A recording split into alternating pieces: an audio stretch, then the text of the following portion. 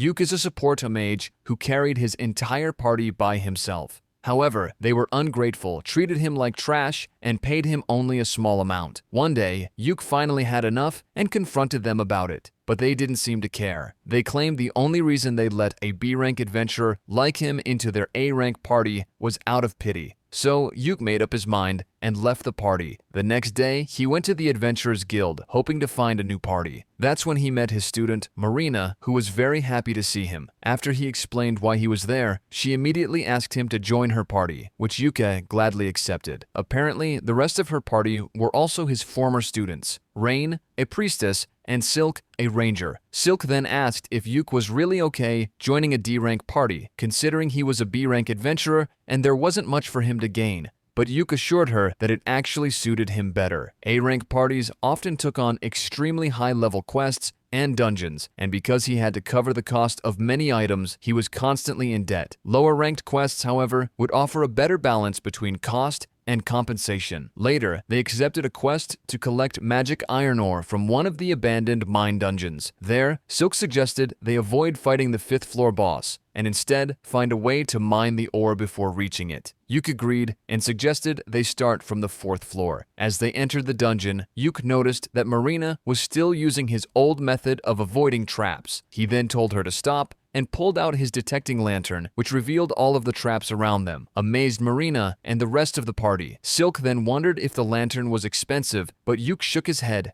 and revealed that he had actually made it himself using alchemy. Once they ventured deeper, Yuk gave a bitter smile as he recalled that this was the first dungeon his previous party had entered, back when they still treated him kindly. Suddenly, a group of monsters appeared, blocking their way. Without hesitation, Yuki cast a series of physical enchantments on Marina, allowing her to one-shot all the enemies. The group was amazed, not just by the strength of his enchantments, but also by how he cast them without any incantation. Afterward, they took a short rest and checked their weapons before descending to the 2nd floor. There, they encountered undead miners. Yuki then used a protective spell to prevent the undead from getting close. Taking advantage of this, Rain concentrated a large amount of mana and cast a powerful turn undead spell, wiping them all out. Yuk was impressed since only a few could use the skill at such a scale. He then used refresh mana to restore Rain's magic, a rare ability that alone could qualify someone for an A-rank party.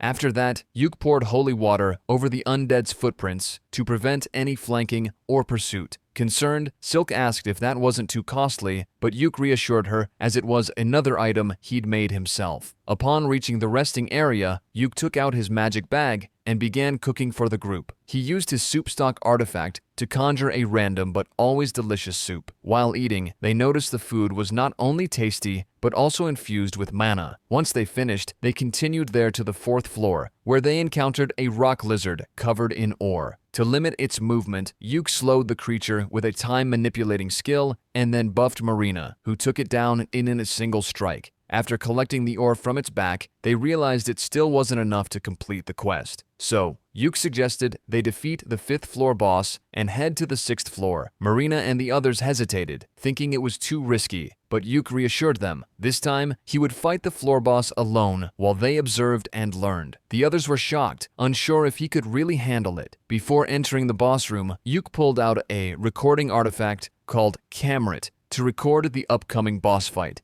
as it is a hobby of his to documenting all his boss battles. Knowing this, Marina suddenly suggested they livestream the fight for fun, which Yuki agreed, and then he asked what their party name was.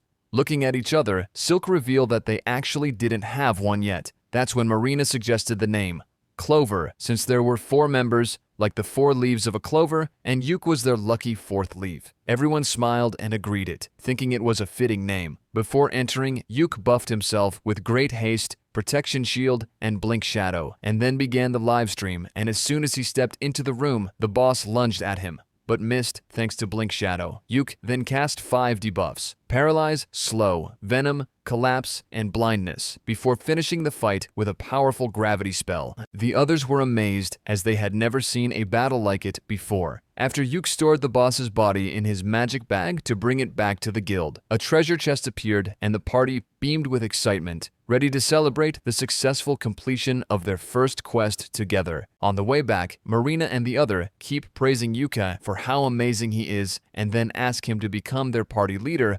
Yuk, of course, fluster about this, but decide to agree to that, thinking that might help him keep them safe from the dangers they are bound to face. Meanwhile, Yuk's former party struggled to complete the quest without him, repeatedly blaming their new member and calling him useless compared to Yuk. And just then, Jamie was bitten by a monster, but quickly saved by Simon, who told Camilla to heal her. Unfortunately, she had run out of mana, forcing them to retreat. After reaching a safe zone, Simon asked if anyone had a healing potion. The others admitted they didn't, as Yuki had always been the one to bring them. Simon then turned to the new recruit and asked if he had one. The recruit reluctantly handed over a potion, saying that Simon should be grateful since he'd bought it with his own money. Later at the Adventurers Guild, Yuk and the others happily received their quest reward. Curious, Yuk asked Silk how she had been dividing the rewards up until now. She explained that she had been managing all their earnings herself and giving everyone a set allowance, as they were saving up to buy a place to use as their party's base. Yuk smiled and told her to keep it up, saying he was perfectly fine with that. Nearby, Yuk's former party continued to blame the new recruit for their failure, refusing to take any responsibility themselves. Unable to take it anymore, the recruit snapped and shouted that he hadn't realized that this party was full of losers who didn't even understand their own skill levels. With that, he quit the party and walked away. Yuki overheard the argument and felt bad for the guy. Just then, a video of Yuk soloing a boss suddenly appeared on the guild's main screen.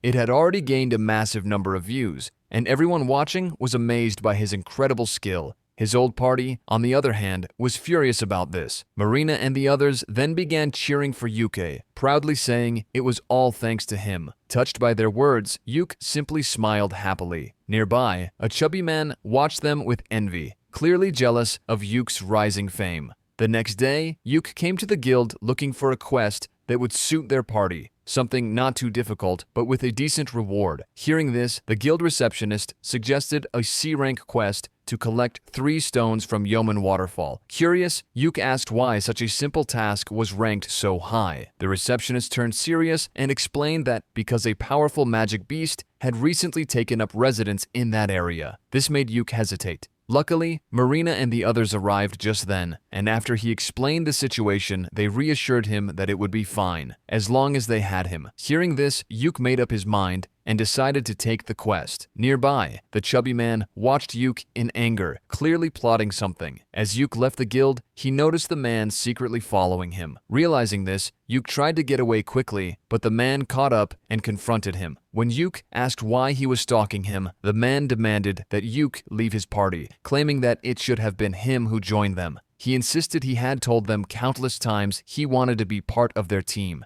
Yuk firmly refused, saying he was now the leader of the party. Enraged, the man tried to attack him, but Yuki reacted first, using magic to make the man slip and fall, knocking him unconscious. Later, Yuk told Silk and the others about what had happened. They explained that the man's name was Besio. He had offered to join their party countless times, always acting as if it would be a favor to them and refusing to take no for an answer, which had become quite annoying. Despite all his bluster, his skills weren't anything special. Silk then apologized to Yuki for having to go through that because of them. But Yuk told them it was fine and assured them he would report Besio to the guild when they returned, so they didn't need to worry anymore. After that, Yuk and the others began reviewing their current quest. Their objective was to fetch 3 stones from the Yeoman Waterfall, which sounded simple enough. The only concern was the presence of a magic beast in the surrounding forest. Yuk figured it might be something like a bear, a deer, wolf, or boar, and then asked if any of them had been to the waterfall before.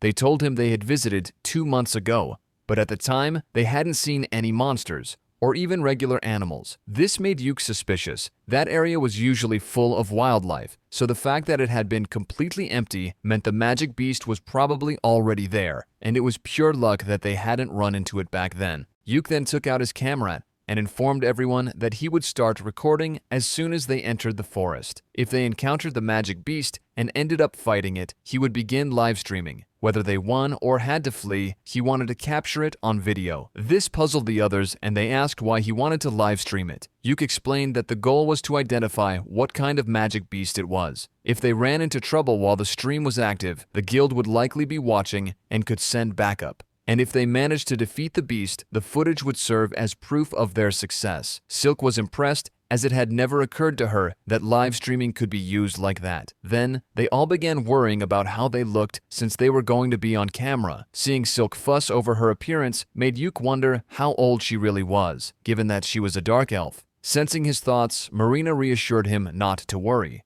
Silk was actually 17, and definitely not some ancient elf. Rain then turned to Yuk and revealed that she was actually the oldest in the group at 20, the same age as Yuk. This surprised him, as Rain didn't seem like someone his age. When they arrived at the forest, Yuk immediately warned everyone to be careful. If things got dangerous, they were to withdraw right away. He then asked Marina to take the lead while he covered the rear. This made Marina a bit unsure. Beasts usually attacked from behind after all, but Yuke assured her it would be fine. He could use Blink Shadow to escape quickly, and he was wearing a magic armor he found in a dungeon so he wouldn't go down easily. Hearing this, Rain's eyes lit up. She recognized the armor and explained that it was called the Warlock Attire, a rare artifact known for its high defense. Not only did it amplify magic and assist the wearer, but it could also regenerate mana over time. As soon as they arrived at the Yeoman waterfall, they heard something nearby. Without delay, Yuki immediately started the livestream. To their surprise, the creature that emerged was none other than Zarnog, a high-ranked magic beast known to dwell in the northern wastelands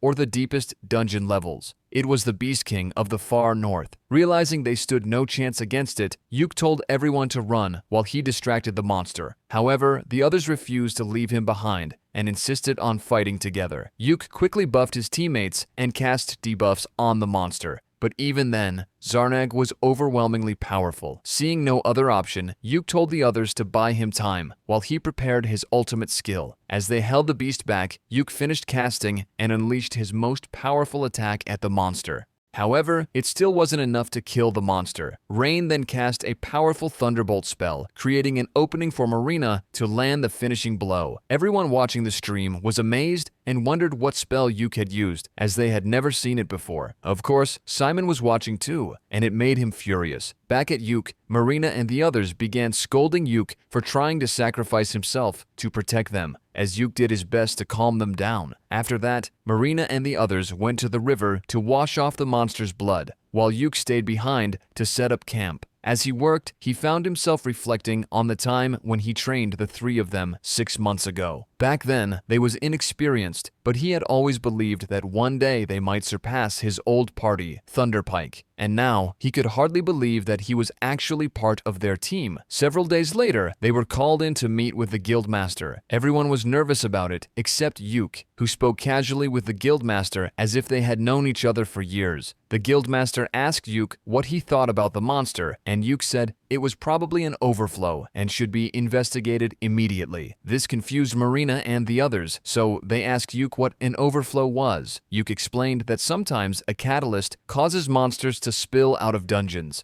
Monsters' lives are tied to the mana inside dungeons, but occasionally that bond weakens and they can leave. When that happens, they go on a rampage, overrunning towns like a tsunami. The Guildmaster then apologized to Yuki and the others for exposing them to such danger. As a reward for defeating the monster, he announced that they would all be promoted to rank C, which made everyone happy. He then turned to Yuk and said that he would be promoted to rank A as well because of the rare spell he used, Prismatic Missile. After that, they received a large sum of money from the quest reward, since it had been treated as a B-rank quest instead of C-rank quest. While counting the money, they found a note from the Guildmaster apologizing again and attaching with a platinum coin. With this, they finally had enough to buy their house and began celebrating. During the celebration, they asked Yuki what his dream was, now that their shared goal was within reach. Yuk smiled and said his dream was to challenge the deepest floor of the dungeon, known as Achromatic Darkness. This shocked everyone. After all, Achromatic Darkness is said to contain an Abyss Gate, a fixed artifact that acts as a gateway to the underworld and the only confirmed one of its kind. Curious, they asked Yuke if he wanted to go through the Abyss Gate. Yuke explained that what he really wanted was to see the edge of this endless world with his own eyes. His respected uncle had once tried to conquer achromatic darkness. Though he failed, Yuke grew up hearing his stories again and again, and that's how the dream took root. Hearing all this, the others agreed that his dream was incredible and promised to help him achieve it, even though it is difficult. Just entering achromatic darkness requires government permission and at least an 8-rank party. A month passed, and Yuke and his party kept getting stronger and more popular. Meanwhile, Simon and his party struggled, constantly failing due to their poor quality new members. Frustrated, Simon then complained about Jamie, saying she was hardly around these days, and when she did join their quests, she only slowed them down. Meanwhile, Jamie sat in her room looking depressed as she watched Yuke's livestream. One of Simon's teammates then suggested bringing Yuke back. Despite everything, they admitted Yuke had managed to keep up with them before. Since they believed all Yuke wanted was money, they proposed offering him a bigger cut and reducing Jamie's share since she had been so useless lately. Simon smiled and agreed to the plan. Later, when Yuke and his party returned from a quest, they found Simon waiting in front of the guild. Not wanting to bother his teammates, Yuke told everyone to go inside while he spoke with Simon alone. Yuke asked what Simon wanted. Simon smiled and asked Yuke to come back, promising to help him achieve the dream he'd spoken of since they were kids, to take on the Abyss Gate at the edge of the world. Yuke grew angry and said he wasn't interested. Right now, he was the leader of Clover. This shocked Simon. Inside, Marina and the others tried to listen in. When Yuki came inside, they asked what happened. After telling them that he wasn't going back, they immediately smile in relief. If you come this far, please consider liking and subscribing for more videos like this. Thank